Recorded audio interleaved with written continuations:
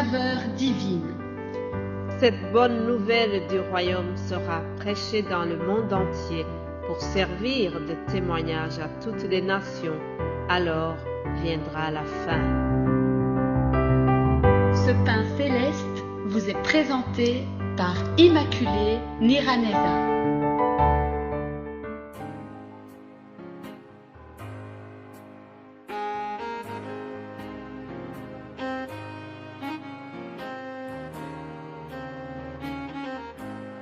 Bienvenue très chers amis à l'écoute de l'émission Saveur divine.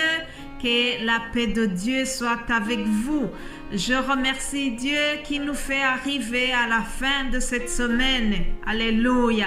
Il est vraiment extraordinaire de pouvoir compter sur un Dieu aussi glorieux, aussi merveilleux, un Dieu tout-puissant, un Dieu qui est aimant. Alléluia. Offrons-lui toute notre reconnaissance pour sa merveilleuse présence dans notre vie. En tout cas, je le remercie abondamment. J'espère que c'est de cette manière-là que vous le trouvez aussi. Franchement, nous avons un Dieu qui est tout puissant, un Dieu qui ressuscite même les morts. Sa puissance n'a pas de limite. Il est capable d'accomplir ce qui nous paraît impossible.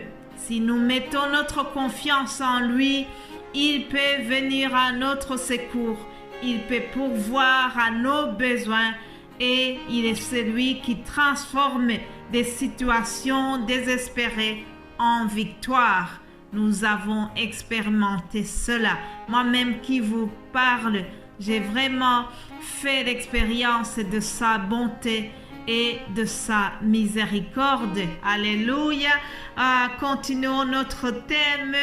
Vous savez que nous sommes en train de voir le psaume 103 au verset 2 qui nous dit « Mon âme bénit l'Éternel et n'oublie aucun de ses bienfaits. » Depuis l'Ancien Testament jusqu'à nous, Dieu insiste. Dieu veut que nous nous souvenions des œuvres qu'il a fait dans notre vie. C'est ce qu'il a dit au peuple d'Israël. Nous allons le voir aujourd'hui dans le livre d'Éternome, Deutéronome 8 au verset 2. Je lis ceci. Souviens-toi de tout le chemin que l'Éternel ton Dieu t'a fait faire pendant ces 40 années dans le désert, afin de t'humilier et de t'éprouver, pour savoir quelles étaient les dispositions de ton cœur et si tu garderais ou non ses commandements. Il t'a humilié et t'a fait souffrir de la faim et il t'a nourri de la manne que tu ne connaissais pas et que n'avaient pas connu tes pères, afin de t'apprendre que l'homme ne vit pas de pain seulement, mais que l'homme vit de tout ce qui sort de la bouche de l'Éternel. Alléluia.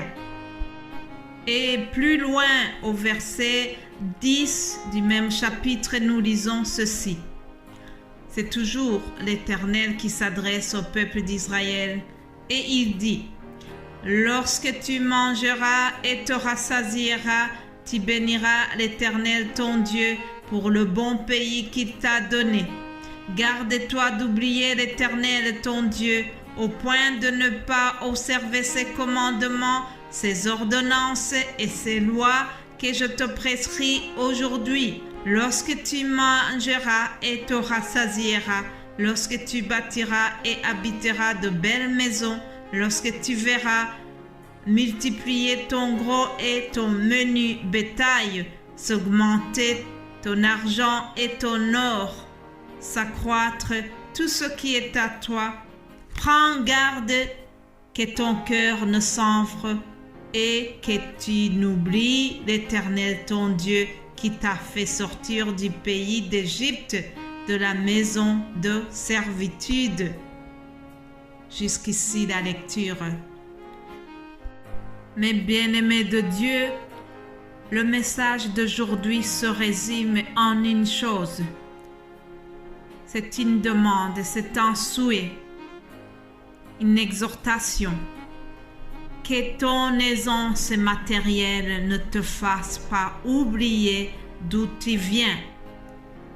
Ou encore que ton aisance matérielle ne te pousse pas à avoir un cœur orgueilleux, un cœur qui oublie Dieu, un cœur qui oublie que c'est de Dieu que tu as reçu tout ce que tu possèdes aujourd'hui.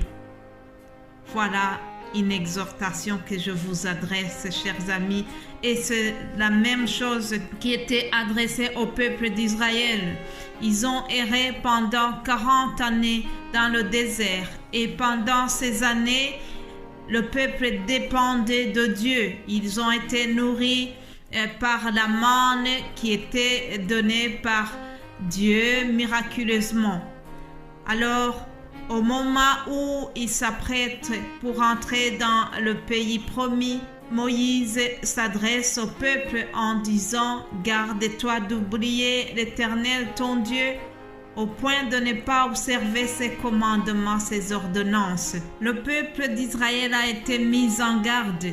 Dieu savait très bien qu'une fois où ils seront dans l'abondance, dans l'aisance matérielle, une fois où ils n'allaient plus dépendre de lui quotidiennement, une fois où ils étaient dans un pays riche, Dieu savait bien qu'ils allaient l'oublier.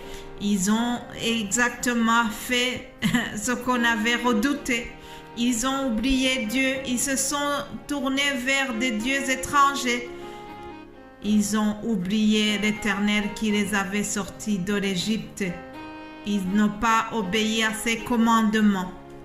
Voilà, chers amis, aussi le risque que nous courons lorsque nous pensons que notre aisance matérielle, notre argent nous suffit. Il peut arriver que quelqu'un qui était vraiment dans la pauvreté, lorsqu'il devient riche, il oublie le désert qu'il a traversé. Il oublie que Dieu l'a aidé pendant des moments difficiles. J'ai déjà vu des personnes qui avaient passé des années à pleurer pour avoir un travail.